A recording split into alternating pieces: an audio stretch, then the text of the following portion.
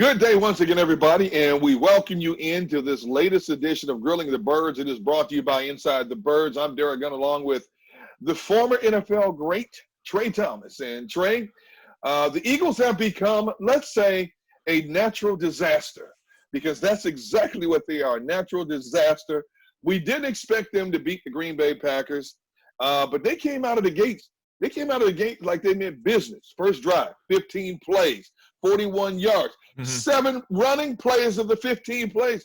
I'm almost about to get sucked in. They get 3 points. Next drive, 6 plays, 21 yards. They're moving in again to at least get 3 more. Oh, no.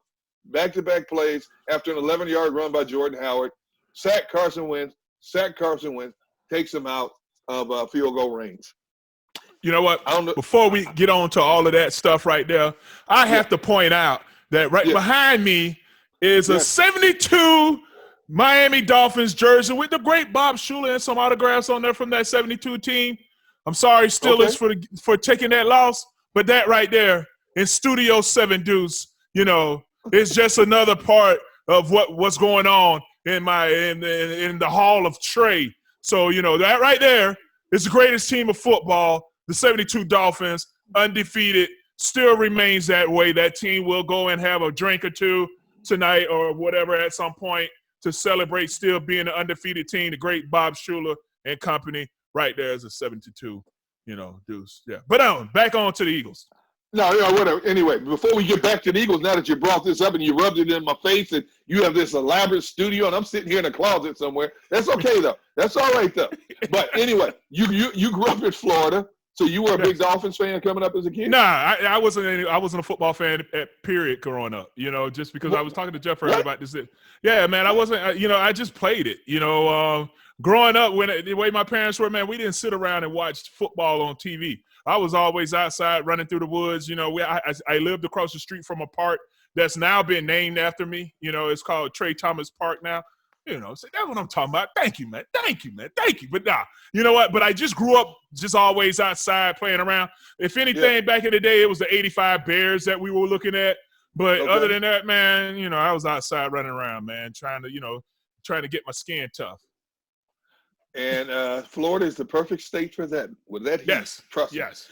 All right. Anyway, let's get back on track here. Back on track. Your first two drives, they have a chance to put points on the board. At least 7-3. You hope, okay, they have the worst 3-3. They get 3-0. Yeah. And it comes back to your quarterback, man. Yeah. Well, you know what?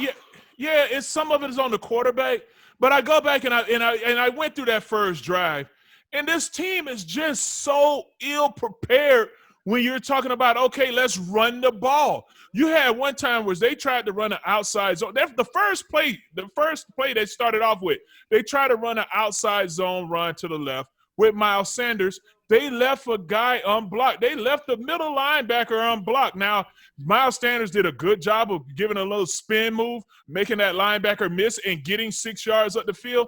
But again, man, this team, they called the wrong guy and left a guy unblocked.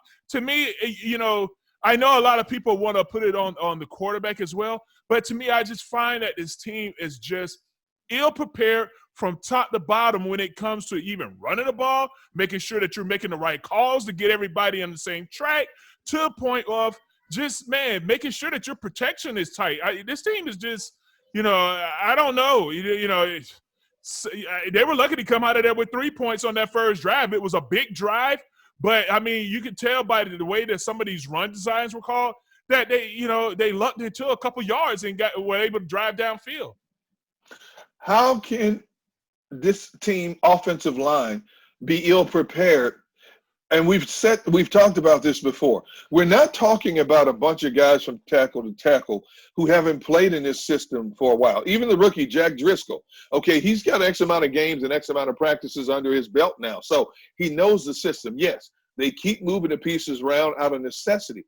But I've heard you use this word, not prepared, a couple of times during the course of the season.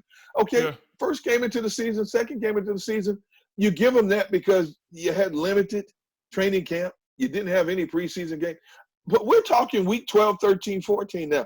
How's that possible when you have an offensive line coach who's been there a while, all the personnel up front has been there a while? How in the world is that possible? You letting things slide in practice. You letting things go in practice that you should be correcting. When you sit up here and you look at some of these run plays, man, and I'm going to pull a clip on it just so that you guys can see it right here. You can see that, all right, Miles Sanders made a really good spin move on here, but we didn't block the middle linebacker. He came through scot-free. And then we came back, a couple plays later and ran the same exact play. But instead of saying, all right, Mike 54, what do we do? Kelce goes up there and says, Mike 31, and pushes it to the safety. And again, we don't block the middle linebacker. That ends up hitting the gap, ends up being a 2-yard loss. Now you have 2 more plays. Now it's 3rd and 10. You luckily got out of there and was in enough upfield, far enough to even get a field goal. Because that play right there is what stopped the momentum, that 2-yard loss. And we didn't even make the right call. And so a lot of times you see that we don't make the right calls. We don't get a hat-on-hat. And they're just ill-prepared when it comes to protection.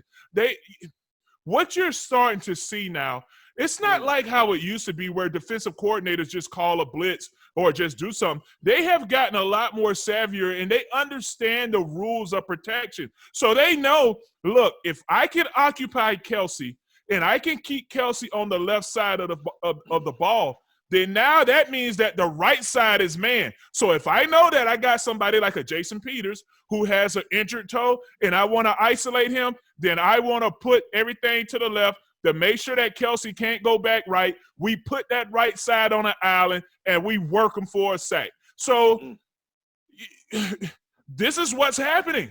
This is what's happening with this team. And this is what's been going on the entire season.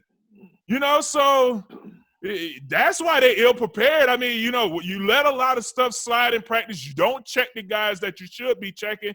And, it's just gone downhill continuously throughout the season. And, you say, all right, well, hey, why can't Carson get rid of the ball? There are times when you see Carson get in his stance, and when that back foot hits and he wants to throw the ball, who are you going to throw it to? Nobody's looking back. Nobody's ready. They're running 15, 20-yard routes downfield. So they say, well, just get rid of the ball. It's 3rd and 8. Where is he going to throw it? All the receivers are still running, looking forward. No one is like this, ready for the ball. We are in the trenches with Trey right now. So you have been animated about this for weeks. So now when you sit back and you're watching the offensive line play, are you screaming at your TV set, or have you gotten to the point where you're like this? You know what? It's to the point now, just like, I started laughing because it's ridiculous. It's ridiculous. And you know what the problem is, D-Gun? This has been happening for years. This problem is you were winning off of it. You would get a couple wins, and it would get swept under the rug, and it didn't really expose itself. But this has been going on for years. So now you get to look at it. Now it's right there in your face. You can smell that stank fish right now, because right now, stank fish. You know what I'm saying? Like right now, it's all in your face because they haven't been able to pull the wins off. People around me know that I've been when I talk to people that I know, when I started talking protection and what's going on with this offensive line, and I pointed out, but you can't really say too much because people are like, oh, man, they winning. You let it go. But right now, with they're losing, now you can really see, here are the problems. And it didn't just started happening. It's been going on for years. So you're saying offensive line coach Jeff Stoutland is finally being exposed? Yes, he's finally being exposed. Yes. And again, you can't just put it all on injury. You can't just put it all on injury, because, at the end of the day, you got to go to war with who you got to go to war with. And if you're getting beat because a guy is getting ran through or ran over, then all right. But when you're getting beat because you're not making the right calls or that you're not sliding in the right direction, then now, you know what, and you keep making the same bad mistakes, then I have to stop looking at the players and start looking at the coaching, because the coaches are the ones that's supposed to correct that. Okay. Well, I can't argue that because you're the expert, and I'm just here riding along on your coattails, and But look at this. But just look at it in times past. They've always struggled with picking up games, and this is something that's been going on for years. But now they get beat with it all the time now, and everybody like, oh, the offensive line is injured. No, they've been struggling with picking up games for years. Even last year when you had your best, you had all your guys there, you were getting beat with different stunts and blitzes by not even calling the right guy. But you come out of there with a win, and then, all right, we made it through, but it never really exposed itself until now. Now this year, with the microscope on everything, I think that it is – Coach Stoughton is kind of getting exposed, man, with just what's going on with this front.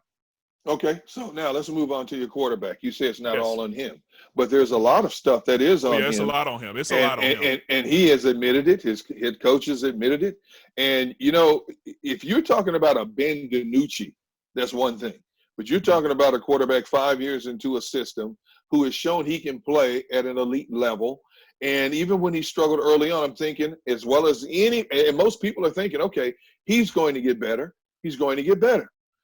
He didn't get better at all. And I mean, indecisive, holding the ball too long, missing receivers, missing wide open receivers. When you look at the all-22s, you see guys out in the flats wide open. He's looking the other way. He's taking a hit. I think this man is mentally and physically beat up. Plain and simple. And I agree with that. And then that's what's been my thing as well. When you talk about even with Carson Wentz, and you say, okay, you know what? You got receivers wide open on the other side of the field. When you go to practice, and you see it a lot with Carson, he always looks where the ball is supposed to go.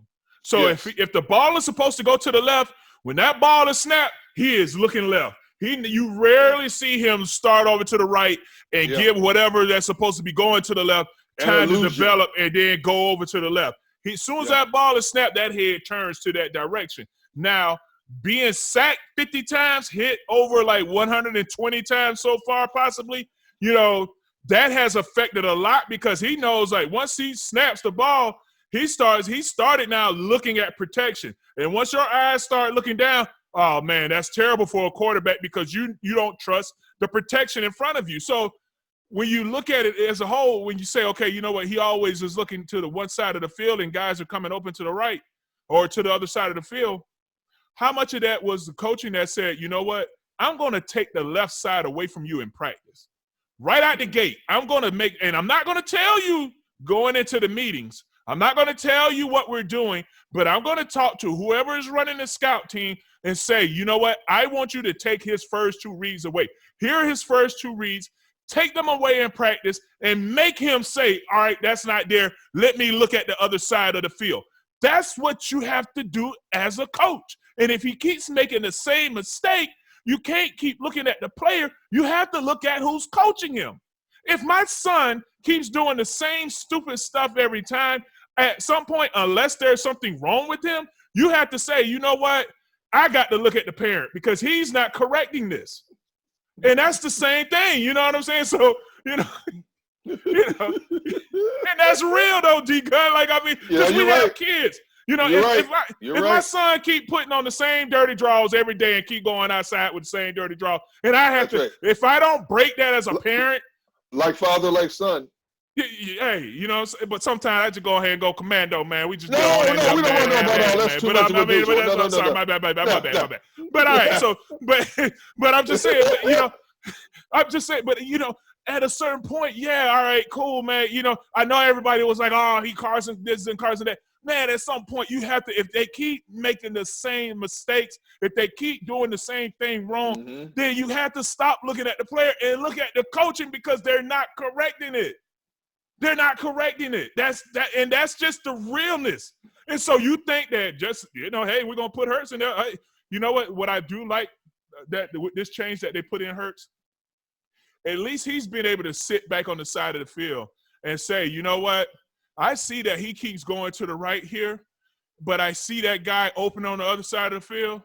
You know what? Hey, I'm going to scan here, and then let me look over here and see what else is going on because he's had a chance to be able to see it all materialize on the field. And that's when you saw him come out there. He made some big throws, man, But again, protection, man. Are you going to be able to protect him? Because now once Green Bay said, all right, we're going to put the clamps on this, they put the clamps on it. Yeah, see, because, they brought in Jalen Hurts in the third quarter. Everybody's been screaming for this young kid. They bring him in. He makes a few plays, makes a nice throw down the sideline, throws a beautiful touchdown on a 4th and 18 situation. Yeah. But then that was at a point where Green Bay had called off the dogs and went to a prevent defense. All of a sudden, he started scrambling around, picking up some nice yards. Green Bay said, hold up, time out here. When the game got close, you notice they put a spy on him? Yeah. They put a spy on him, clamped him down. Next thing you know, he wasn't running like that. He was not making those same throws. It got to him 3 times to sack him. So Doug Peterson said he gives us a spark. Fans want to see a spark. It's announced on Tuesday that he is going to be the starting quarterback this coming Sunday against the New Orleans Saints, and we'll talk more about the Saints a little bit later in this show. But I'm looking at, be careful what you ask for, because what if you go in and he doesn't do any better than Carson, because now New Orleans has a whole week to prepare for this kid. Yeah, and that's what I don't like. That to me, man, I just feel like, Doug just gives away way too much information in the media. There was absolutely no reason for him to say, hey, you know what, Jalen Hurts is going to be our starting guy. No reason at all, other than all the pressure that the media has put on him to give that information. And, as a head coach, you could have kept that to the vest all the way throughout the week and just let it be rumored until you don't have to let that be known until game time. That's a game time situation. You can make that a game day situation and just behind, because the media is only out there to a certain point in practice. So you can show one thing throughout the week and then show another until the media leaves. Then once the media leaves, you put in the group that you need to go to and tell your players, look, we've been letting too much information out to the media. I need y'all to shut your damn mouths until the end of the week, so that we don't give away the game plan. But what does Doug do? Hey, you know what? Yeah, the young kid that can scramble around, he's going to be our starter. So now you have all week to prepare for him. Go ahead. And now let me tell you something. New Orleans is a nasty front. Thank you. New Orleans is a nasty defensive front, and they know exactly how to handle an athletic quarterback. I did a study for ND Kalu about a couple months back, and I actually put it on Twitter, and it's talking about the art of layering your pass rush. All right, and what they do a good job of, and I highlighted New Orleans against Houston last year, the first game of the season, and they beat them for 6 sacks. And what you'll see clearly in that tape is how they had a high rusher, they had a medium rusher, then you had interior, you had a kind of high guy and another kind of low guy, and they funneled the quarterback in. And that's how you handle an athletic quarterback. And they understand how the rules of slot protection. So they know if I can occupy this center on one side, then that means that the other side is man, and then now we're going to attack you because we know exactly what you're doing. And that's what's going to happen in this game. And, I hope they're ready for this, because this is not we've given up 6-7 sacks to a defense that wasn't really known for getting after the quarterback multiple weeks in a row. So what you going to do against the number 4th or 5th team in the league right now in sacks? What, another 8-9 sacks? Yeah, but at least it won't be Carson Wentz getting black and blue this week. Maybe too, because the young kid heals quicker than the older boy. Yeah, I guess so. That's what we're hoping.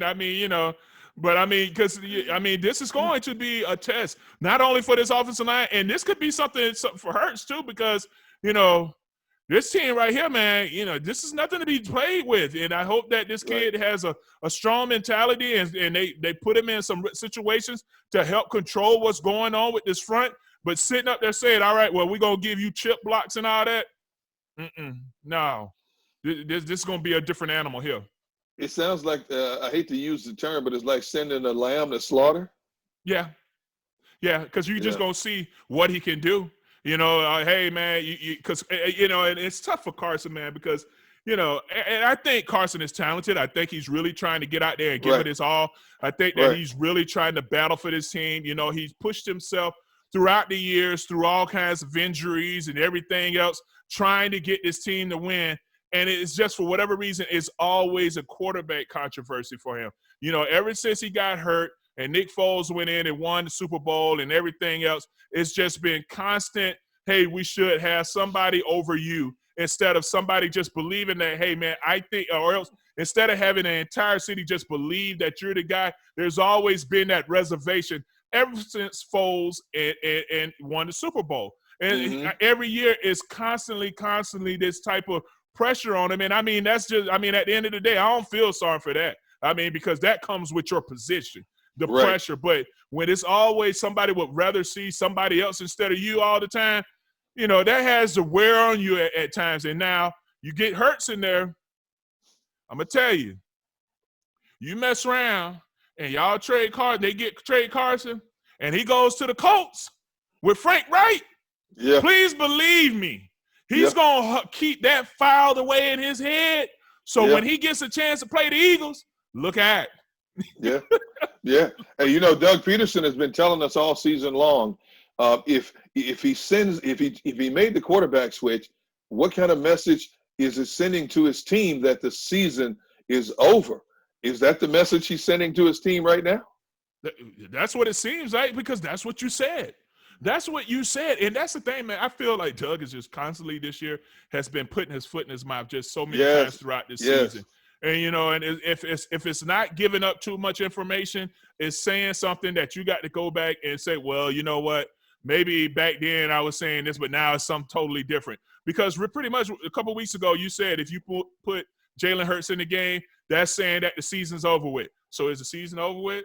Because now you still have 4 games left, and you got a chance, possibly a chance to get into the playoffs. But, you know, with you saying that, hey, once I make this switch, the season's over with, you know, with JP already like, well, hey, you made that switch. I'm out. You know what I'm saying? That's it. I'm done. My toe is done.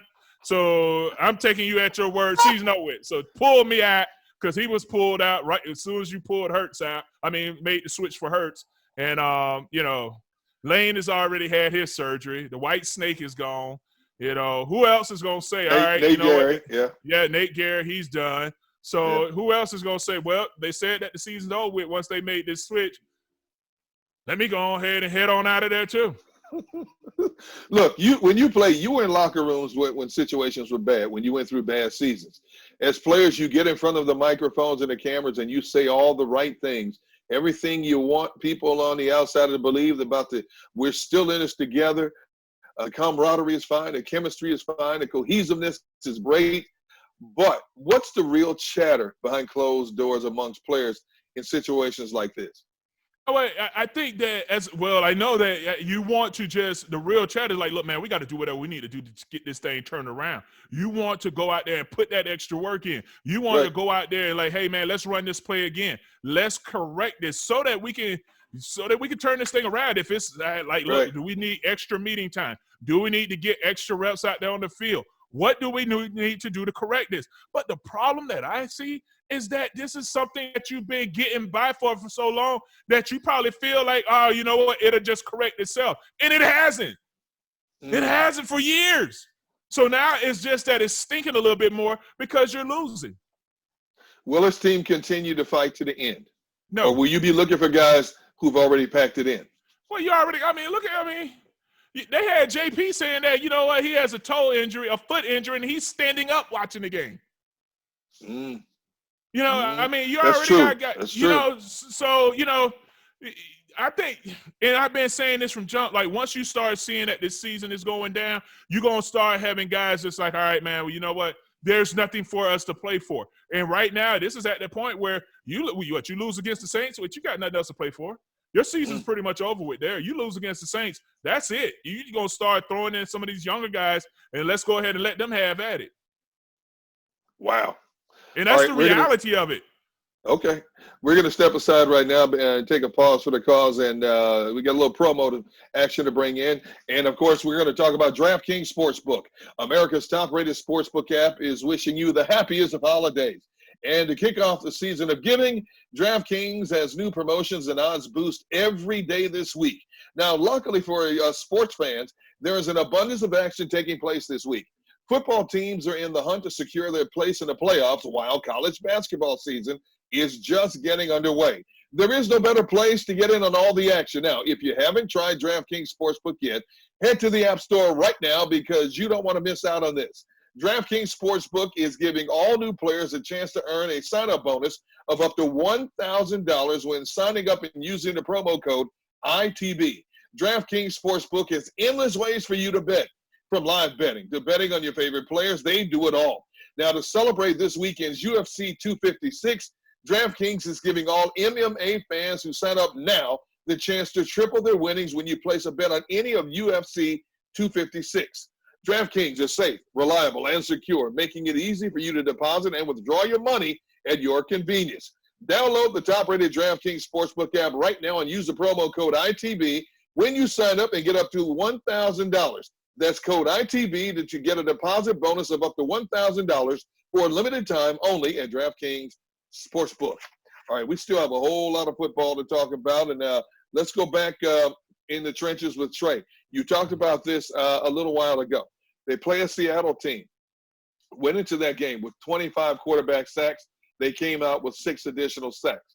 They followed that up 6 days later playing a Green Bay defense that had 24 quarterback sacks. They came out of that game with 7 more. So this offensive line is making a lot of mediocre defensive lines look exceptional. Now, you could say the 12 offensive line combinations had something to do with the chemistry, but you mentioned his name earlier, Jason Kelce, proven veteran, considered one of the smartest at his position in the game, Pro Bowler. But yet you have noticed that Mr. Kelce is making a lot of inaccurate decisions when he makes the line calls, let's say.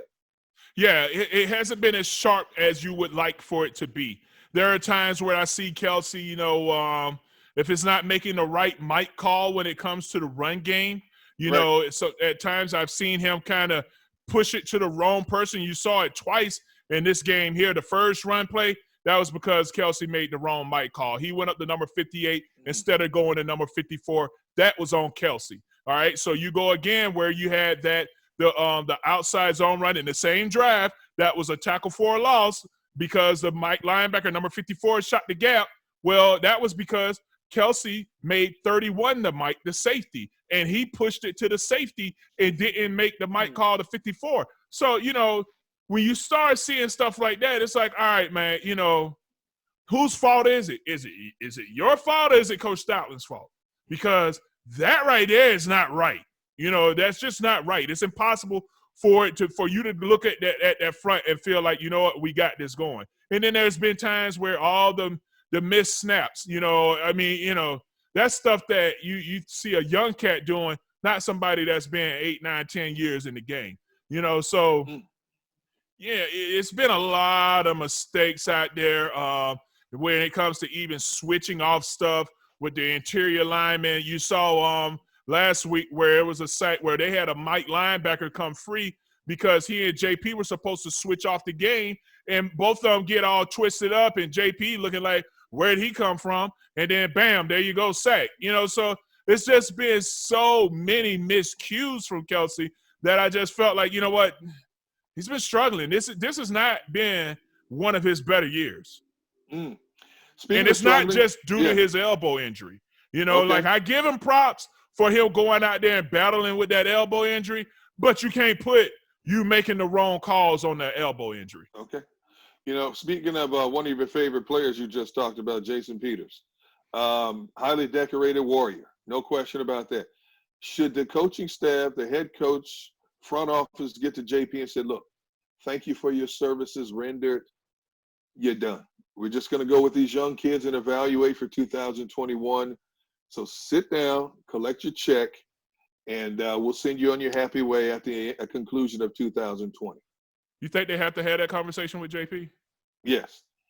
You don't think that JP would just be like, look, I'm done? I don't know. You know him better than I do. Yeah. You know what? To me, with the toe injury and everything, I wouldn't be shocked if he just said, you know what, I'm gonna go ahead and go have this surgery, because it was already said that he might need to go see a doctor that's gonna tell him that he needs to have the surgery on his toe. So, well, it's already said he's got to have surgery at the end of the year. So why prolong it? It's not like, well, technically, you're still very much in the NFC divisional race. You're a game and a half back with 4 to play. So it's not over yet. As crazy as it sounds, at 3-8-1, it's not over yet. Would you say, JP, we need you to suck it up, and if you can only give us 35, 37 snaps, that's 35, 37 snaps that we're getting from a Pro Bowler, perennial Pro Bowler, future Hall of Famer? Or would you just tell him, JP, you know what, just pack it up, man, and go ahead and have that surgery now? You know, I would tell him to go ahead and have the surgery, man, because really, you know, being at right guard is not the ideal position for him. It's just not. You know, I knew that putting him down there in the right, on the, you know, at guard and on the right side was going to be an issue, and it has proven to be that way. You know, that is not his best position, and you're not going to pull Jordan Mailata out of there to put JP back at left tackle. That would be cause for firing everybody on the offensive side of the ball. So, I mean, you know, you just got to go ahead and just say, JP, look, man, that's it. Go ahead and get your toe fixed, whatever's wrong with it. Well, I don't understand why it wasn't fixed when he missed 4 or 5 games before, you know what I'm saying? Because he missed 4 or 5 games earlier in the season. So why wasn't it fixed then? You know what I'm saying? But, hey, whatever. They waited until now. You know, the toe has gotten worse or whatever the situation is. So go ahead and get your little piggy fixed, and then we can move on. Well, you're really insensitive to offensive linemen, man. I mean, because I played through all that, man. I don't deal with all that, you know. Where's your sensitivity level? I have none. Not have any?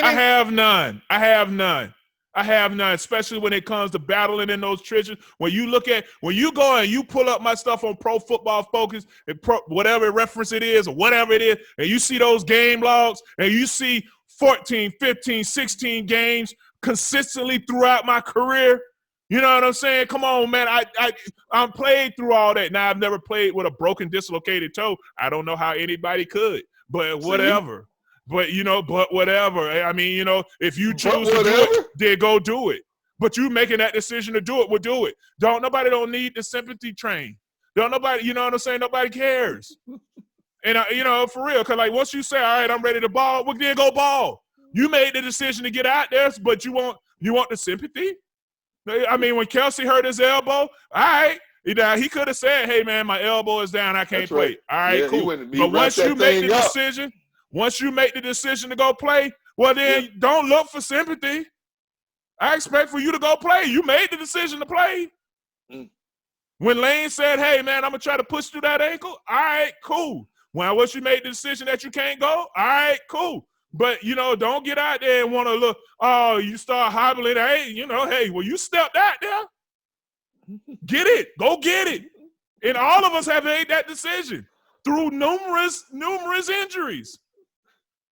That's just the name of the game. I thought I knew you well. I thought I knew you as a compassionate former NFL gladiator who embraced everybody and who felt everybody's pain. And this show has really taught me a lot about you over the past month or so. That I really don't know you like I thought I did. I'm sorry. I mean, you know, but this is just what it is, man. You know, when you're in the trenches, everybody get banged up. That's what we do. You play through injuries. And if you can go, you go. If you can walk, you go. And that's just how we were trained. And that's how everybody has been pushed through this game. Right. If you're going to be successful on this level, then you need to be able to suck it up and go, no matter what it is. And if you make the decision to step your behind out there on that field, then you finish it. But that's how it's supposed. That's how I came up. So that's why, like, when it comes to talking injury, I don't, you know, because I'm not the one for that. I've had to sleep with my leg tied to my thigh because I can't bend because I couldn't let my leg out because I got this deep bruise in there. So I had to sleep. I've been through all of that, all the different injuries. Been through that. Came off blood clot medication twice so that I can go out there and play with my guys. I had to get back on it because blood clots came back because I came off the medication too early. You know what I'm saying? We've dealt with all of that. So, you know, when it's time to go, you go. And if you can't go, then you come out. But don't get out there on the field and then now you want to, you know, and everything hurt. Now, nobody don't want to hear that. But. All right. I'm going to give you a chance now. I love your passion and your fire, but I'm going to give you a chance now to calm down for just a moment and talk about a product that is near and dear to your heart. Well, not near and dear to your heart, but is near and dear to you. Okay. Looking for the ultimate stocking stuffers for this holiday season? We Look go. no further, because our sponsors, Manscaped, have the tools to make you win this year's stocking stuffer or white elephant competition. I have no idea what a white elephant competition is, but it's in the read, so I read it. Have you ever experienced a white elephant competition? I don't know what it I is. don't even know what it is. All right, cool. So, all right, so whatever the white elephant competition is, but Manscaped is the only brand dedicated to the below-the-waist grooming and hygiene products. And great news, they just released their products across Europe, Canada, and Australia, the great down under. Here's a view of their products that are prime stocking stuffers this season. The Crop Preserver Ball Deodorant. The name speaks for itself. The Crop Reviver Ball Toner. A spray-on toner that will give your balls a little slice of heaven with their aloe vera and hazel extracts. Man, that sounds amazing. The Crop Cleanser Body Wash. A full body wash that you can also use on your hair. Crop Mops, which are ball wipes for on-the-go freshness. You never know when an opportunity strikes, so you should always be prepared. Foot Duster Foot Deodorant, which is designed for the stankest of feet that will keep your feet smelling fresh. They also come with the Shears 2.0, which is a luxury 4-piece nail kit. You know, you never know when you need a nail kit, so, you know, there you go. So they also have the Weed Whacker nose and ear hair trimmer, which provides proprietary skin-safe technology to get rid of those nasty nose hairs of yours. So, you know, you don't need any bats hanging in the cave. You go ahead and get that Weed Whacker to knock all of that out. So let's not forget about the best trimmer for your butt, balls, and body, the BBB. The Lawnmower 3.0 trimmer offers a replaceable ceramic blade with advanced skin-safe technology, which helps reduce grooming accidents.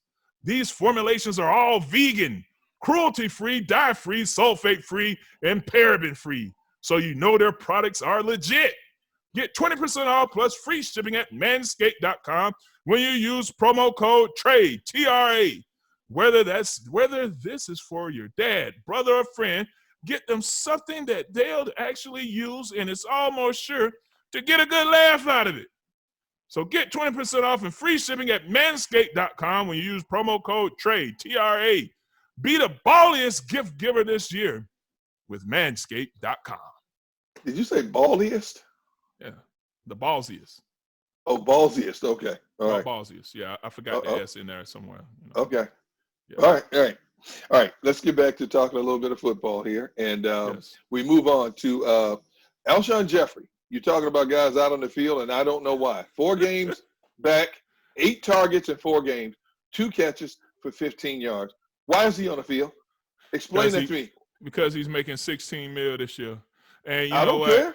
I know, but you know what?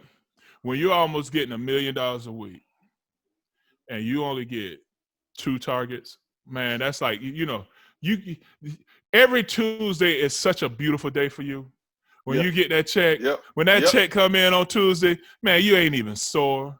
You know what I'm saying? You feel fresh, because you only had 2 targets, 0 catches. You ain't get hit not one time. You didn't have to worry about getting hit.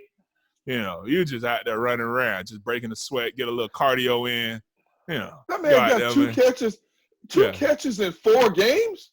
Yeah, 2 catches. Really? Yeah, 2 targets, only 2 targets yesterday. So he like, man, don't even look over here. You know what I'm saying? What are you doing? Look over there on the other side of the field. Because over here, it's just over here just trying to stay cool. Don't even want to break a sweat too much. I'm gonna come out of my breaks, real slow.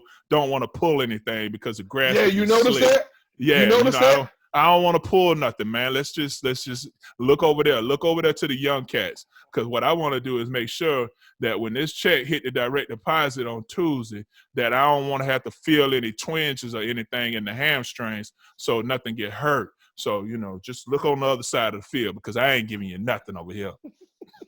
Isn't his presence on the field, though, hindering the development of a Yes, Travis Fulgham? Absolutely. Absolutely. Doug Peterson, I don't know who's making these decisions. You hear rumors how he's making the decisions on who plays. Doug is we know Doug's play calling has been inconsistent. Somebody's got to stand up and say, you know what? I'm doing this my way the rest of the season. You sit you out. I don't care if you're making $20 million. You're giving us nothing. Young kid in, old dude out. Yeah, you would think that would be the role that they would take here, to just go ahead and just say, hey, man, you know what? This isn't working, so just go sit down. We'll go ahead. You only got 4 games left anyway, so just go sit down somewhere because you're hurting. Give me $9 million and tell me to go sit down. Exactly. Man. And that's the problem. They're getting paid all this money. Wow. And, that's why they're out there on the field, because you're trying to justify the money that you're paying them. And that's the problem. That's why you keep seeing they roll JP out there, because he's getting paid $8-9 million for the year. So, hey, man, you know what? We got to justify that check. So let me roll you on out there, see what you can do. Even if you get beat, whatever, all right, it is what it is, but we got to pay you, so we got to play you. And that's just what it is with Alshon Jeffrey. Ever since he was able to get back, they went head on and got him. Even Zach Ertz. They bring Zach Ertz back from injury. He's getting paid. Go. Hey, Rodgers. Hey, Rodgers, I'm sorry. Richard Rodgers, you've been making some very big plays for us. We love what you did, but you back on the bench because we got Ertz back into the game plan. And, Rodgers didn't even get out on the field. He's the one that gave you at least the last-minute touchdown on the Hail Mary. He's done. So, what's been ruling this team is what everybody is getting paid, and even right or wrong, it just is what it is. The young man, Jalen Reagor, a little bit concerning. Last few games we've identified he can't get separation, but you notice that he's a little bit more effective when you have a quarterback that's a little bit more mobile, like a Jalen Hurts. You see him all of a sudden he can get open. What do we expect from Jalen Reagor the rest of the way? Do we wait and see if he's going to be that much more effective because of Jalen Hurts' presence? Or should we say to ourselves, I thought this kid has straight line speed. What happened to it? Yeah, the problem is, you had speed against some of those guys that you were playing with in some of these, some of the college games. But then you get out here on the professional level, and that's the thing that I think shocks everybody. It's just not how fast everybody is on that field. Even if they don't have that same 40 time to match yours, they at least make that up with craftiness and understanding the game so that they can take away the advantage of speed. So to me, he's more of an athlete. I really didn't expect for him to be that guy to come in there and just blow the doors off of the defense. I felt like he still had a lot to learn. But, again, you're looking at Deshaun Jackson was supposed to be that guy for us. So you really wasn't dependent on Reagor to kind of come out there and be the savior, but when you still had Deshaun Jackson as being your speed guy. But, man, this team has just gone downhill. And it's – what do you think? I don't know. Hopefully with them coming back, now that you have Hurts in there, with his scrambling ability, maybe he will cause some of these defensive guys to watch the backfield a little bit more and could freeze and give them a little step.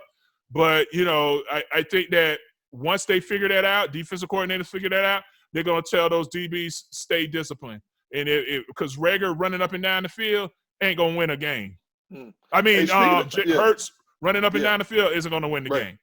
Hey, speaking of Deshaun Jackson, he's been off a long time.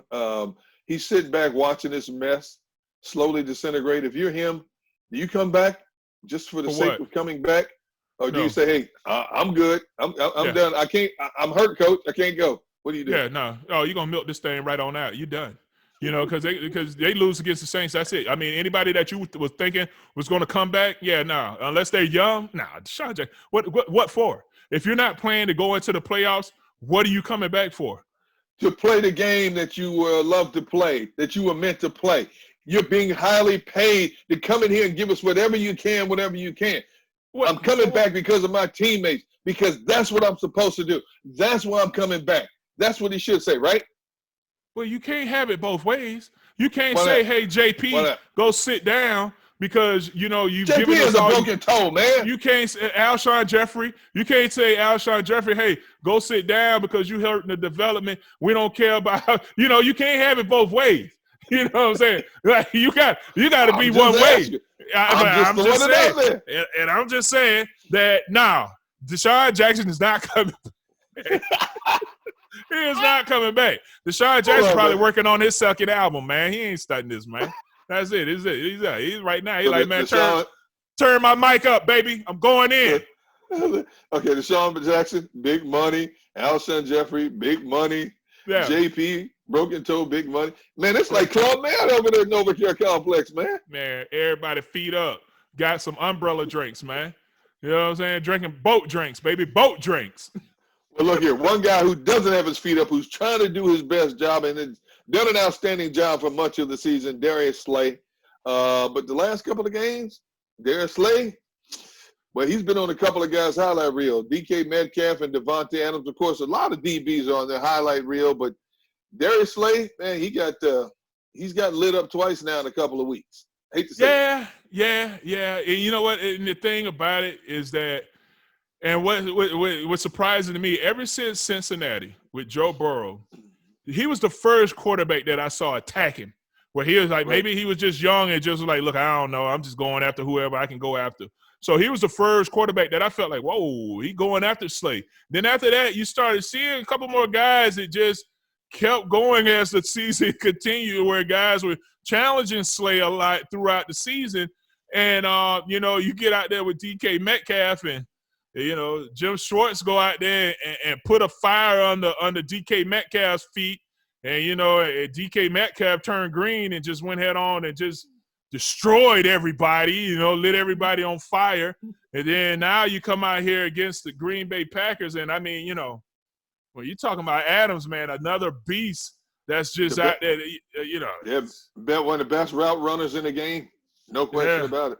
And then you got one of the top quarterbacks in the game that's going to put the ball in a situation that'll give him the opportunity to catch the ball. So I don't know what it is about Aaron Rodgers that by the way he puts that ball in the air, that those receivers always have a chance to go and get it. Yeah. And I mean, even the one play that he caught where he was like in triple coverage, you had all of these guys around him, and he still caught it.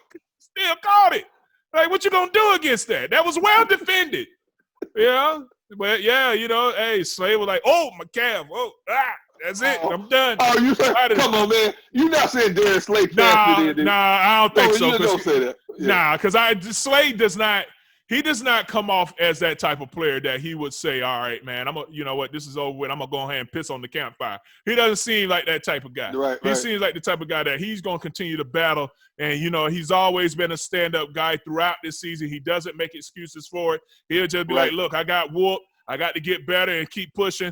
But, I think these two games definitely didn't make that calf feel any better. Can you imagine being Darius Slay saying to yourself back when, finally, I got out of this losing environment in Detroit. I'm coming to an entity where they're competing for divisional titles. They're competing to get the playoffs. And all of a sudden today it's like, hey, man, this is worse than Detroit. What in the world's going on here, man? Can you imagine what must be going through his mind lately? Well, did he bring it with him? You saying he's a dark cloud? You saying he's a dark cloud over the organization? Is that it? Is that what you're trying to say? No, I'm just messing around, man. People listening to this. I know they'd be like, "Oh, Trey said he's a dark cloud." No, man, I'm just messing around.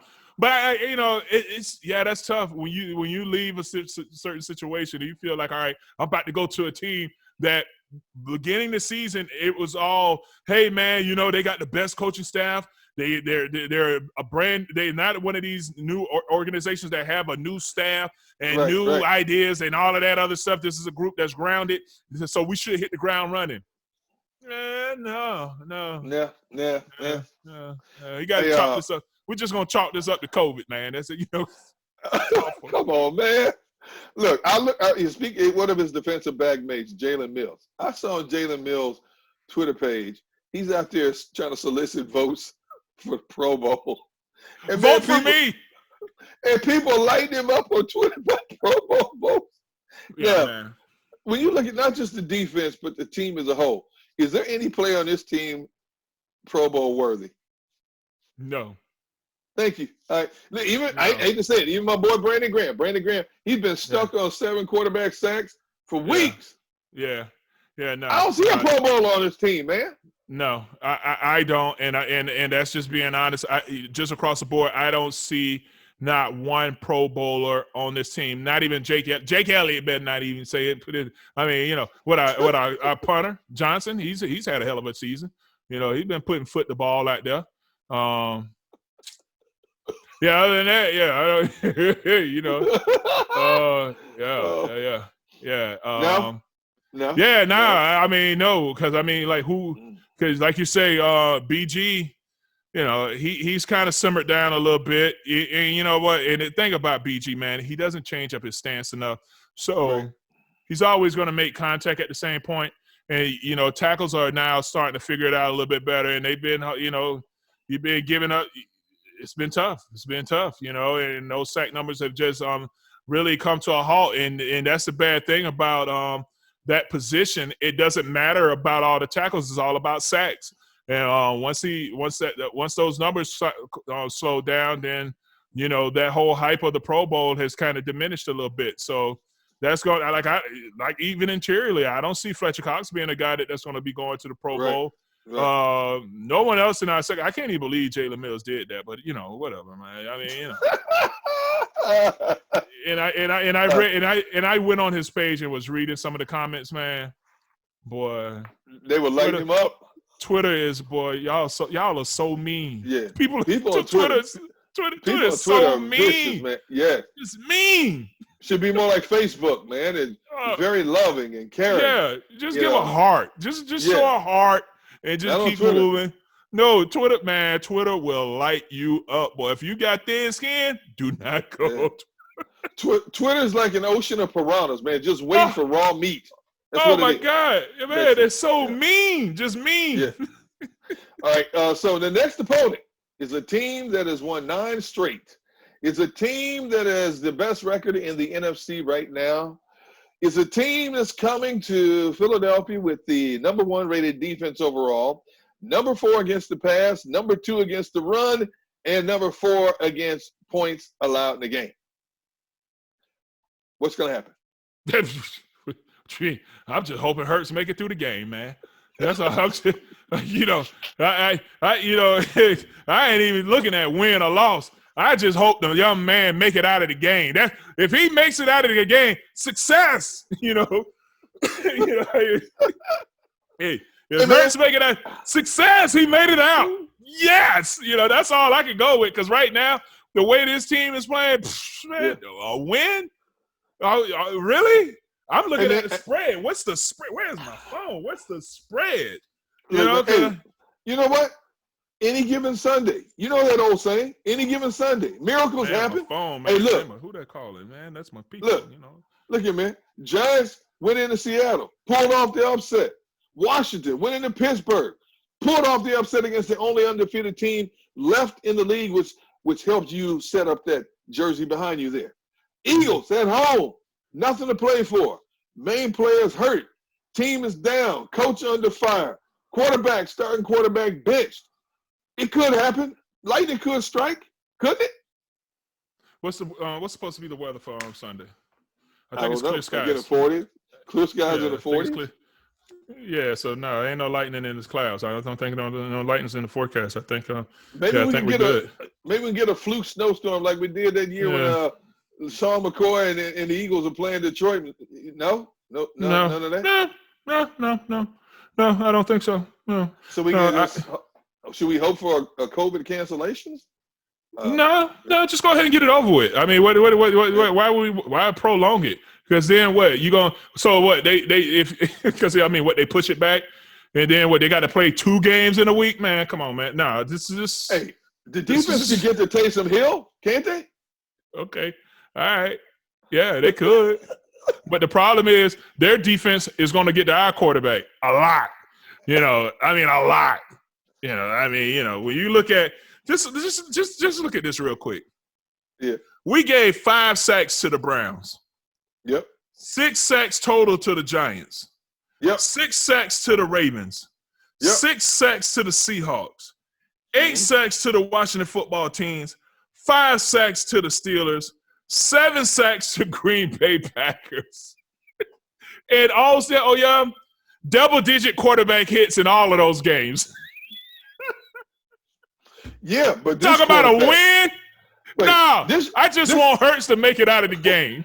But this young guy's elusive. He can dodge some of these hits. He can slip up under, get out of there. If he makes it out of the game, success.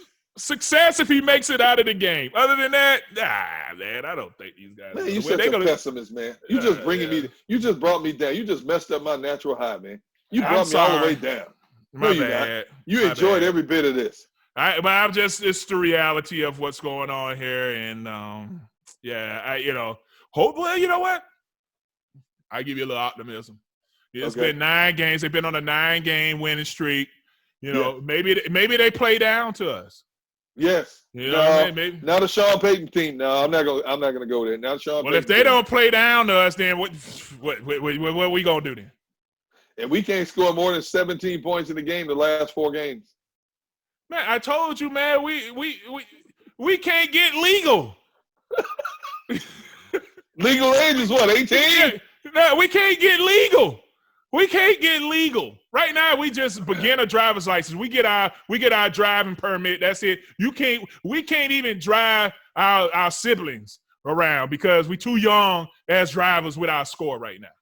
That's how it is in New Jersey. You have to be 17 and they cannot drive their siblings around. That's because my son is 17, so he's driving now.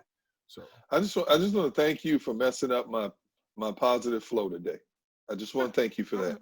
Well, I'm gonna end it with positivity. I hope they win. I hope. Look, you can't even lie. You can't. I can look at you. You can't even lie with a straight face. Yeah, I can't lie to you. I think they lose. Yeah, I think they're gonna lose this one big.